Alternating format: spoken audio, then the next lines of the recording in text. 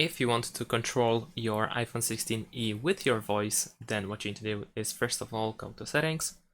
In the settings, choose accessibility. Then over here we need to scroll down a little bit to find voice control. And of course we need to enable voice control. After that, you should also be able to open the voice control tutorial in order to find out how to use it.